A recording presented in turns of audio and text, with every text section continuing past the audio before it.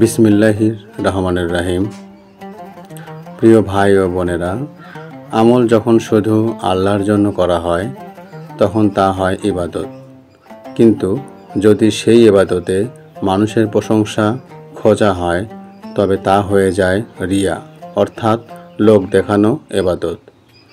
রাসূলুল্লাহ সাল্লাল্লাহু আলাইহি সাল্লাম বলেছেন, আমি তোমাদের জন্য যে জিনিস সবচেয়ে বেশি ভয় করি তা হলো ছোট শিরক। সাহাবারা জিজ্ঞেস করলেন, ছোট শিরক কি ইয়া রাসূলুল্লাহ? তিনি উত্তর দিলেন, রিয়া। ইবনে মাজা।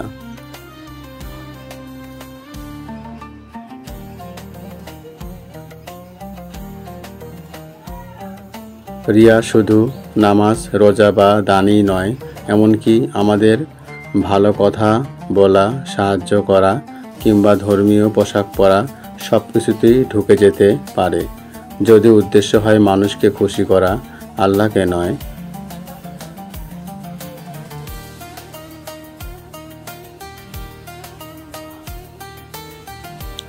মারিফাতের দৃষ্টিতে রিয়া মানুষের অন্তরের এখলাস নষ্ট করে দেয়। এটা এমন যেন তুমি সুন্দর উপহার বানালে কিন্তু উপহারটা পৌঁছানোর আগে প্যাকেট ছিঁড়ে গেল। কোরআনে আল্লাহ বলেন,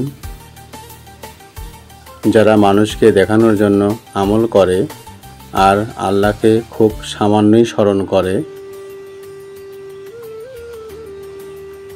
সূরা নিসা আয়াত 142। সুতরাং ভাই ও বোনেরা, ইবাদতের আসল সৌন্দর্য তখনই ফুটে ওঠে যখন তা হয় অদেখা স্থানে, অদেখা উদ্দেশ্য, কেবলমাত্র রবের সন্তুষ্টির জন্য। চলো আজ থেকে আমরা দোয়া করি, হে আল্লাহ, আমাদের সব আমল শুধু তোমার জন্য কবুল করো আর রিয়ার সব দরজা আমাদের জন্য বন্ধ করে দাও।